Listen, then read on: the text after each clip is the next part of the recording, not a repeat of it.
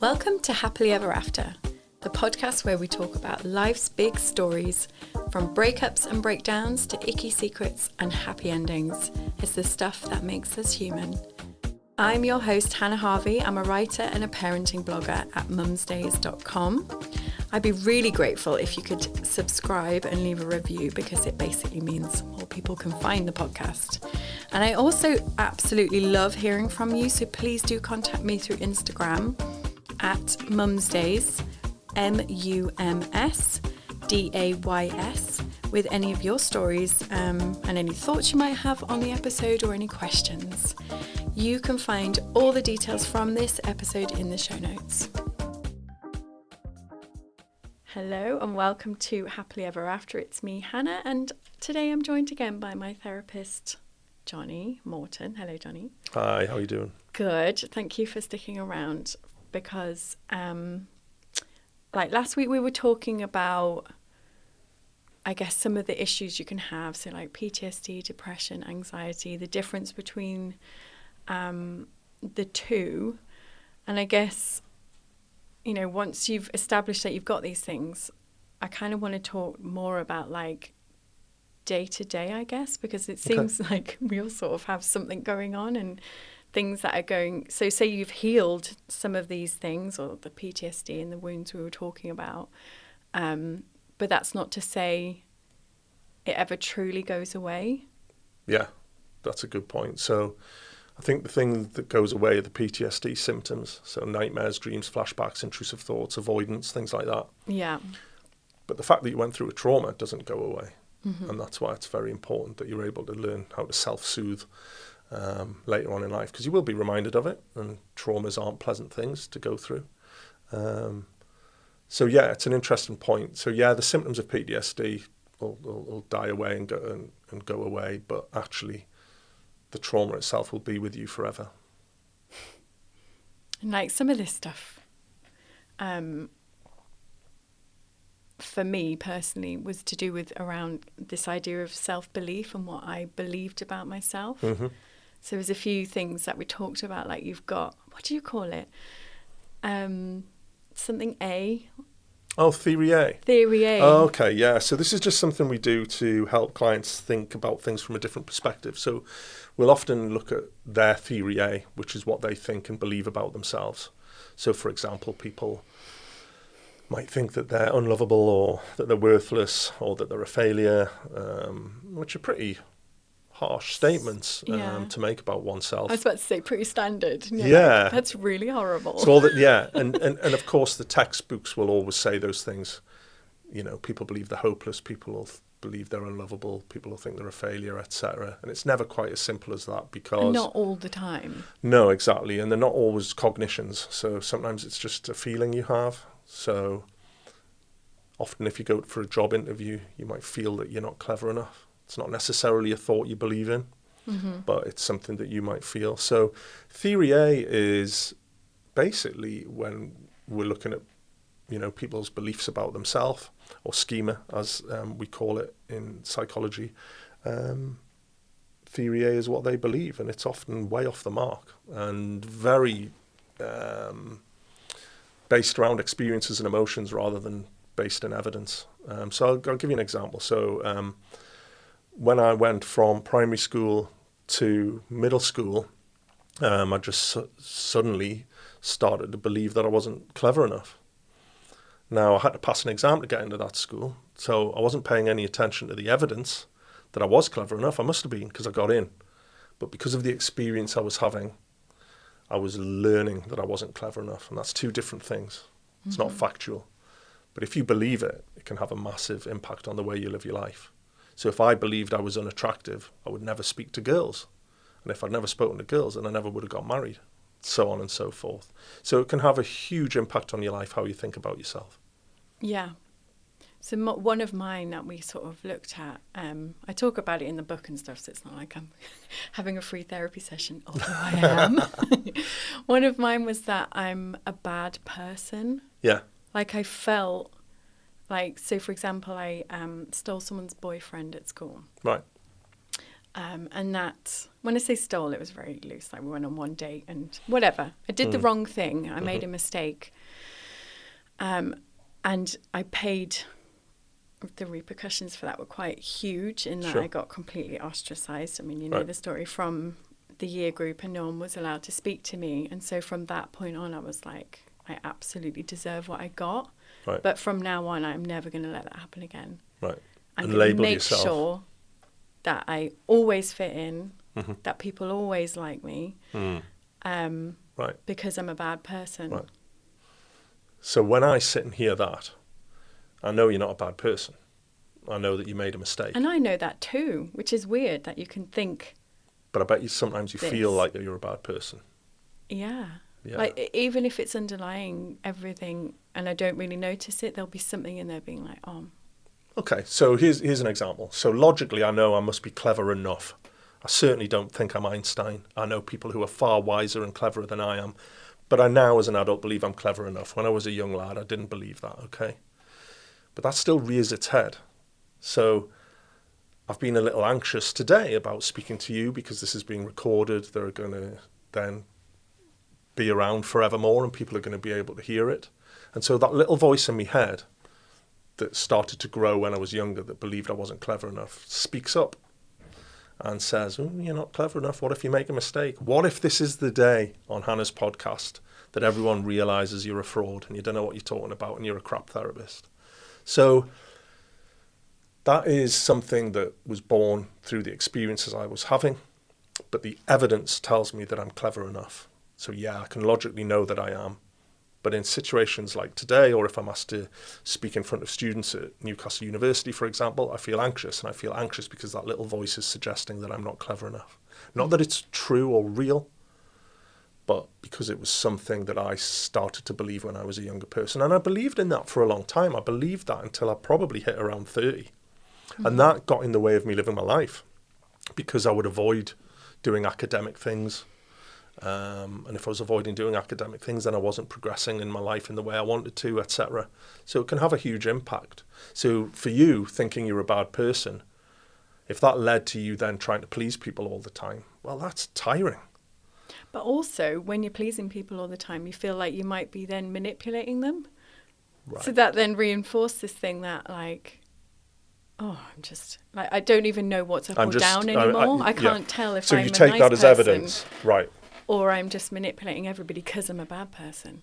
Right, yeah. So of course, if you believe it, that's your worldview, and so you're going to look for evidence that backs it up. And so you see people pleasing as manipulation, whereas an objective viewpoint would see it just as people pleasing. It's not manipulation. You're desperately wanting people to like you because you don't like yourself. So you're seeking validation through others, and that's never a helpful thing to do. Mm-hmm. Like I said earlier, the most intimate relationship you're ever going to have is with yourself. So you need to be nice to yourself, and you need to treat yourself fairly, and you need to really look after you. I'm not sure that's embedded within British culture either. I think certainly growing up, if, we considered the things that we were good at and said that out loud, that was seen as boastful or big-headed. But actually, there's nothing wrong with a balanced view. I don't need any help telling you what I'm crap at, but I need a little bit of help telling you what I'm good at. And I think that's throughout Western society. And I don't think social media helps either, because we find that we end up comparing ourselves to things that aren't even real. Yeah. A snapshot. Everything looks great. So people will message me and be like, wow, everything looks like it's going so well. And in my day-to-day, I'm like, oh. Well, look, I don't know if anyone's seen it, but the David Beckham documentary on Netflix is a perfect example of this. You look at a photo of David Beckham standing up in some budgie smugglers in the Mediterranean looking like, he owns the world. And then you see the guy's got some mental health problems of his own. He went through a really difficult time. He was definitely depressed for a period of his life. Yeah. But that's not what's portrayed. Look, I see people from all walks of life, and everyone's got shit going on. Yeah. Life's tough. It is. So on a day-to-day, I made compassion my word for the year, and it's really fucking hard. Oh, it's really hard, especially if you've never been taught it. I'm like, to me, because you gave me that massive workbook that I get to finish. But like the first section asks you to write down your negative associations with the word compassion. Yeah. And for me, I'm like, it's laziness. It's self-indulgent.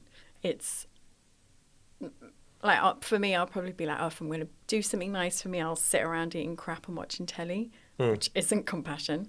No. Like, it's just such a muddled thing that I just don't think we properly understand what it is. Yeah, you're right. I think it's important to define it. But if you think about the people who you've had in your life, and it doesn't necessarily mean real people, even people in books or characters in movies, the ones that you really admire are often very, very compassionate people. Yeah. And a little trick I use is to sometimes think, well, how would I treat somebody I'm responsible for? So how would I treat my daughter, Poppy,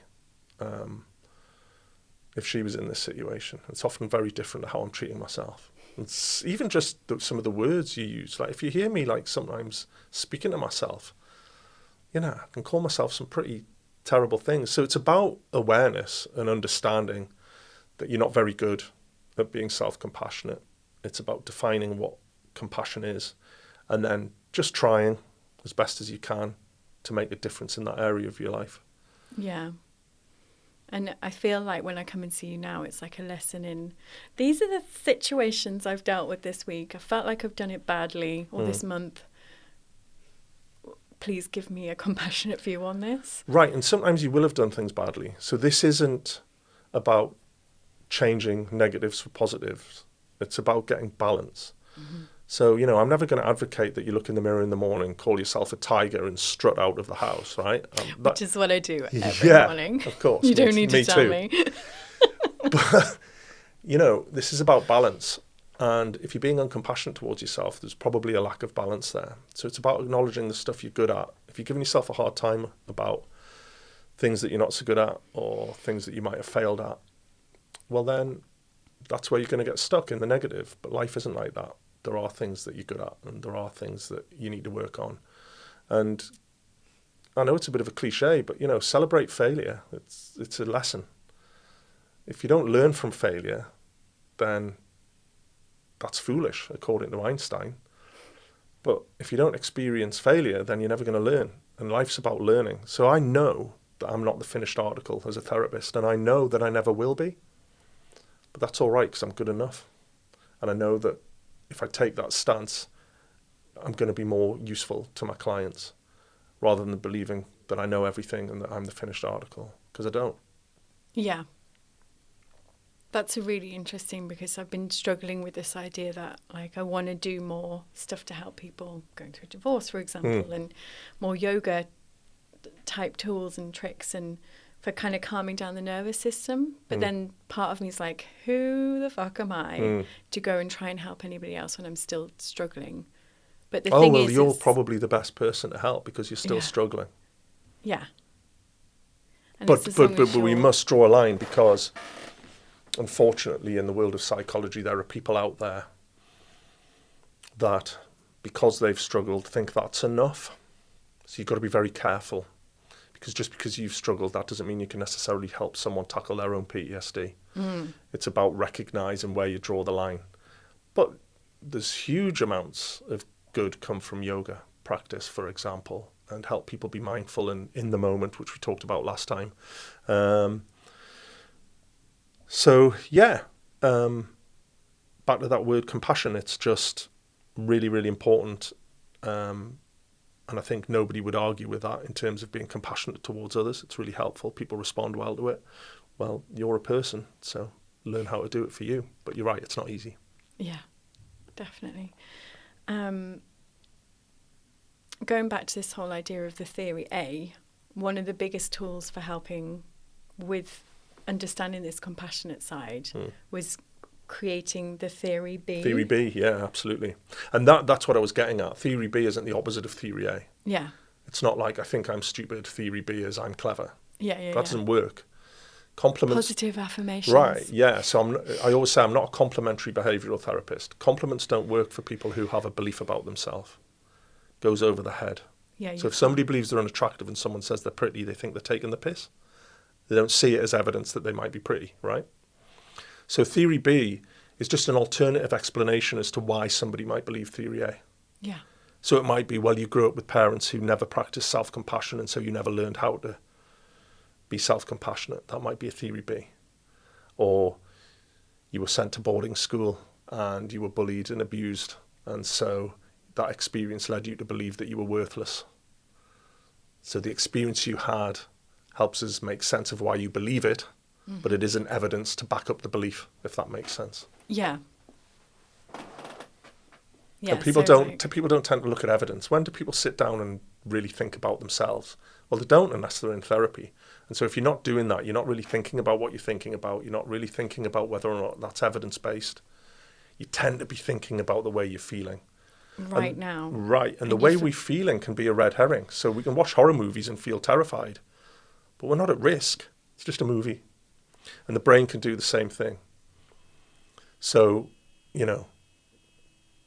lots and lots of people think in very creative ways, but they can also think in very negative ways. So Tom Waits said a great thing, and I'm paraphrasing, but it was something like, I'm fearful of exercising my demons, for my angels might leave as well.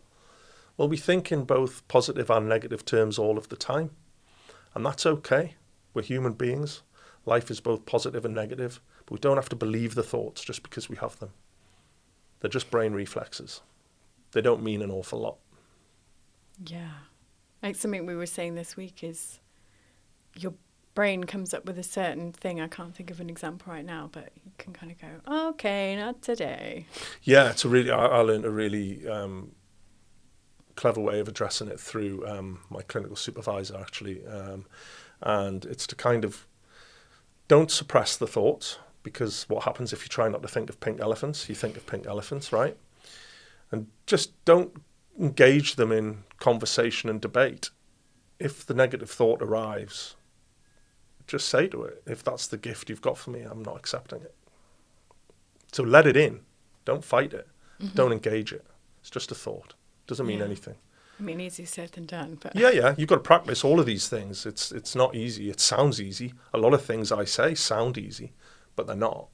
They take practice, and that's why therapy is helpful, because it sets the building blocks that people can work on and continue to work on after therapy. We don't want clients to be in therapy for years and years because the therapy itself then becomes a crutch.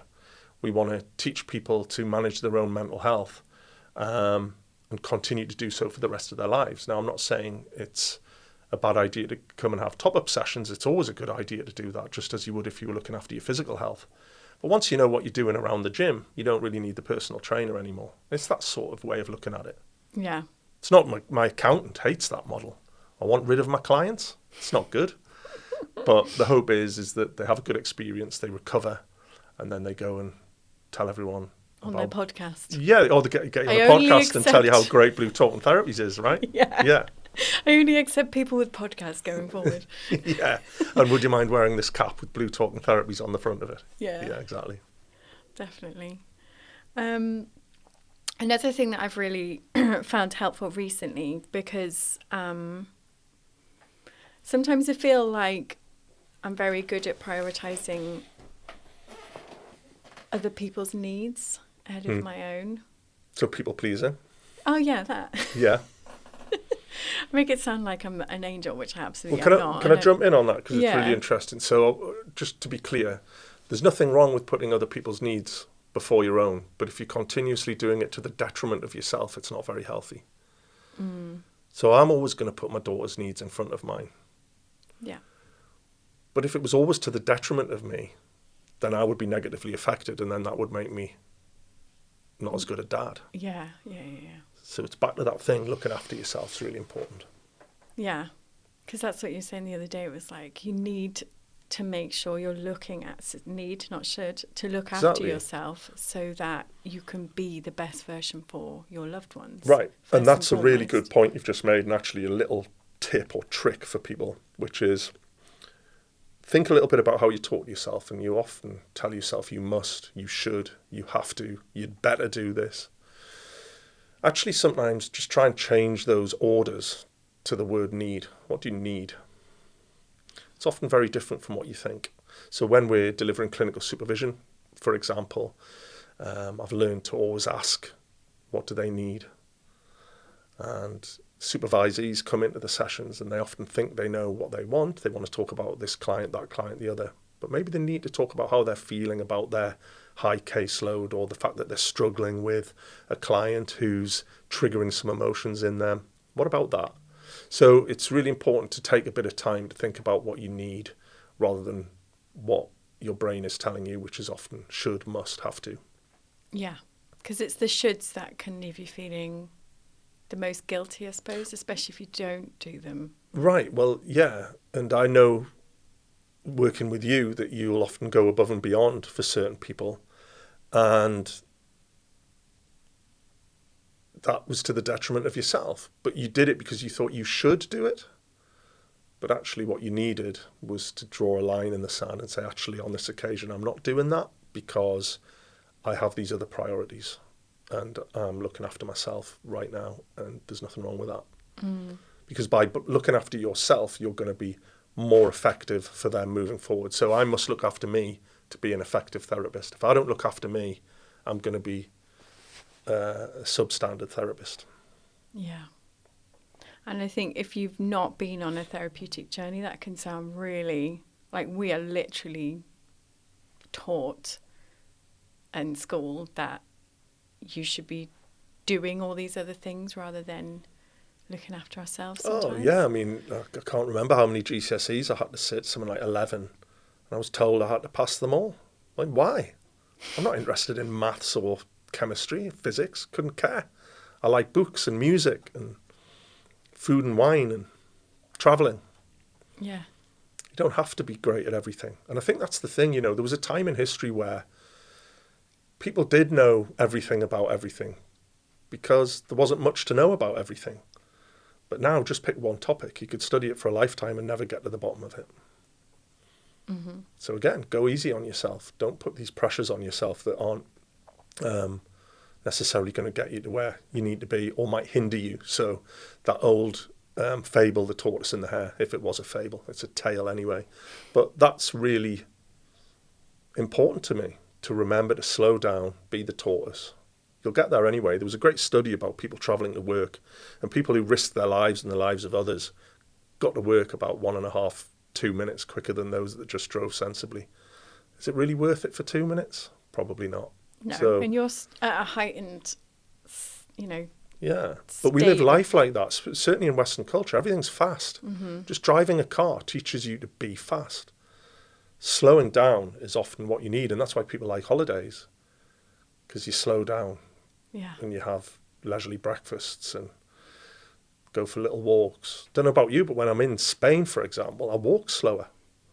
Just like me and yeah, exactly. It's good for you. But, yeah. Western society doesn't promote that. It wants everything done yesterday. And with technology booming in the way that it is, that just pushes us to do everything much quicker. Oh my God, it's so stressful. Back in the day, you'd probably have a meeting a day. You can have 10 meetings in a day because of Teams and Zoom and what have you. So there's another thing to consider in all of this, which again proves why it's not easy, because everything's against us when it comes to self-compassion. You've got to work hard at it. You've got to prioritise time so that you can look after yourself properly. And that always requires slowing down in one way or the other. Yeah. Which is back to your point. You wanted to be successful like yesterday. Well, that's just going to... But it stopped me even getting started. It would stop you getting there altogether. But if you're slow, like the tortoise, and you're considered and you're compassionate, you'll get there and you'll win. Well, this is going to be something like podcast 85. Right. That's a lot of podcasts. Right. So maybe... And I would never have even got started if I was like, I need to do 85 podcasts. Well, right. And you get to your destination quickly anyway, right? I remember turning 40 and speaking to my mate Fletch. And we were saying, we got to 40 quite quickly. Can you imagine how quickly we're going to get to 50? Well, I'm celebrating my 50th this year. Well, I'm not celebrating it. It's happening. Celebrate I got here quickly anyway, so I don't need to rush. Yeah. It's a really nice, probably a nice way to end. But Okay, that yeah. is one of the things that another friend was telling me a few weeks ago, like, stop judging your progress. Yeah. Being like, oh, I should be like so-and-so. They did it by the time they were 25. It's like, Well, comparing yourself negatively towards others, it's a big no-no. You're never going to win because it's impossible to compare yourself fairly. yeah. It wouldn't even be possible to create a biological experiment to fully compare two human beings. We're all deeply flawed. We're all great at some things. We're all terrible at other things. Life's a struggle. It is. But there is a healthy and unhealthy way to navigate that. Mm-hmm. Slow down. Slow down. That's really good. There's a great book. It's called In Praise of Slowness, I believe. I can't remember the author's name. But that's really cool. It talks about some towns in Italy that are refusing to have big corporations in their towns and just using artisan, independent butchers, bakers, fishmongers, etc. So they're forcing slowness within these towns and villages. And they, not that I've been there, but they sound a lot nicer to live in. Sounds lovely. But whenever you're in the Mediterranean, you see people like playing chess in the, in the park, and you're like, oh, to live like that. Yeah, but how do you know that they're not speaking to me about their OCD or their PTSD, right? Yeah, true. That's the thing. We're not short of clients. We never will be. No. And, the statistics say 1 in 4 people will struggle with their mental health. Well, those statistics are taken from people who are accessing help. Yeah. Not everybody accesses help, particularly men. They don't access help like women do. Yeah. And are you noticing a shift in that, though? very slight. So it Younger seems to be generations are more open to it, but my generation and above tend to deal with it with alcohol or substances, I would say. Yes, That's really, I can see that in society. Mm-hmm. But my view is probably everyone at some point in their life will struggle with their mental health because they've got a brain. Yeah. It's just part of life. And so learning how to be a little bit more mentally fit, I think, is really, really important. And that's why I think anyone could benefit from a bit of evidence-based therapy to just help them think a little bit about how they think, how that affects them, and how their responses or behaviours to those emotions impacts. And Do you notice a lot of kind of addictive behaviour patterns then when we're dealing with? Oh, yeah, it's just changing the way you feel through substances or food or whatever it might be. If I'm a bit pissed off, like when I was a younger man, I would have just rang a mate, gone out and had several pints, smoked a load of cigarettes. I don't drink as much anymore. I certainly don't smoke anymore. So if I'm feeling down or pissed off, I'll probably grab some chocolate or sweets and try and make myself feel a little bit better through that. But actually, that's just avoidance. You're avoiding the problem that you have. And so far better to identify what the problem is and then try and help yourself tackle that. And often it's a lot easier to tackle with the help of friends. So all these cliches are coming out today, but the reason these cliches are still around is because they're true. And a problem shared is a problem halved is absolutely true. People who come and have therapy with me who use their loved ones to help them with their homework tasks, etc., always do far better than the ones that keep it to themselves and try and muddle through alone. We're not, no man is an island, right? So there's nothing wrong with getting a helping hand. Yeah. Another thing we've been taught we're not meant to do. Yeah. Or at least, I don't know, maybe it's just me, but that's the feeling of you should be able to do it all on your own. Why can I not do this? I've got the resources. I can. Yeah, because they don't teach psychology at schools, hence my other company, right? We do mental health training because people, unfortunately, think that they know what mental health is, but they really don't. And there are thousands of people out there working in different industries who get given the mental health lead badge. And when you break it down, they know very, very little. And to put all of that pressure on one person who's underqualified, undertrained, is unfair and nobody benefits. So a great example of that is having a school counsellor. Now, there's nothing wrong with that. That's great. But counselling doesn't have an evidence base for treating any anxiety disorders. So maybe in addition to a school counsellor, you might have access to cognitive behavioural therapy. Yeah. Or you might try and change the culture within your school so that mental health no longer has a stigma. It's not a taboo subject. It's talked about just like we talk about physical health. What Jamie Oliver did with kids' food was just admirable. It was amazing. Yeah. We hope our other company can do the same with mental health in schools. What's it called? It's called Blue Mental Health Education and Training. And we're in partnership with a company called NTH Solutions, which is an NHS subsidiary company. And all of the money goes back into NHS Frontline. And what it does is it gives us a bit of a better platform than we had as just 3 therapists. We needed support ourselves, and we recognised that. And so we've devised a whole school approach to mental health training that we've converted into e-learning. And the idea behind that is to change cultures. And again, that doesn't happen overnight. That takes time. So we're very focused on the process, not the destination. But if we can get schools to change their cultures, and we have done successfully, Grange Park Primary School in Sunderland, it's a fantastic little school in quite a deprived area in Sunderland. They took on the Blue whole school approach to mental health training, and it reduced their referrals to CAMS services. And Ofsted recognised it and said their approach to mental health and well-being was excellent. So now is the time. But it's not a one approach doesn't work. Having a school counsellor is fantastic, but it's not enough. Yeah. And one for like, when you think about some of these places. Yeah, hundreds of kids. And, you know, I feel sorry for the staff because they're teachers, they're not psychologists, and they don't want to be psychologists, and that's fair. But and I think they need to be social workers and all these right, other yeah, they have to wear all these of... other hats. So if you do this training, then at the very least it's going to give you confidence that you're doing the right thing for the children. Because there's lots of initiatives within school that actually maintain the problem of anxiety unwittingly. So, for example, they have sometimes a card system where if a child's feeling a little bit anxious, they'll hold the card up and they're then allowed to leave.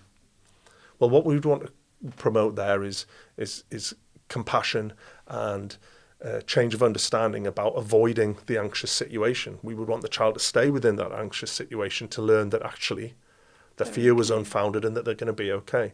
So schools have lots of initiatives, and some of them are brilliant, but some of them, unfortunately, maintain the problem. And so they don't see any change. And also, schools get hundreds and hundreds of emails and marketing telephone calls telling them that they need to do something about their mental health. And the majority of them aren't steeped in evidence. So a good example is mindfulness, which is a fantastic tool. It's brilliant for helping someone really appreciate the here and now. But as a standalone, it's not suitable for every child in the school. It can be dangerous if one of those children have PTSD. Mindfulness could trigger that. And if you don't have the resources within the school to manage that, well, then all of a sudden that becomes difficult. So schools don't know where to turn. And so it's back to that point. People think they know about mental health, but they really don't. I mean, I was a mental health nurse before I became a CBT therapist, and I thought I knew a huge amount about mental health. And I look back on it and realise how little I knew. And you were literally, that was your job. Frontline. Yeah. You have to be quite careful where you place your attention when it comes to this mental health stuff. Well, yeah, because there's a lot of stuff. There's a lot of people out there that call themselves life coaches and the likes. And, you know, I'm not being down on them particularly. But for me, it's about evidence-based. If I want to have an operation on my heart, then I want the surgeon to be using an evidence-based approach that works. I don't want them to have experienced difficult heart problems themselves and then give it a go. And that's being a little cynical, but there are people out there who make some very big claims about how they can help people with anxiety and depression, but they also have very, very big invoices at the end of the therapy. They do. And if there's no, I'm not saying, we can't say it doesn't work, but if it hasn't got an evidence base and other therapeutic approaches such as CBT, EMDR, counselling for bereavement or depression, interpersonal therapy, you know, they're all evidence-based therapies. Use them. Great. Done? Yeah, that's Lovely. really good. Thank Thanks you. ever so much. No problem. All right then, thank you so much for listening, and I'll see you next time for another episode of Happily Ever After with me, Hannah Harvey. It would be wonderful if you could leave a review and subscribe. And of course, if you have a friend who might enjoy this episode, please do pass it on. For anything else, you can get in touch with me either through Instagram @mumsdays or my website mumsdays.com.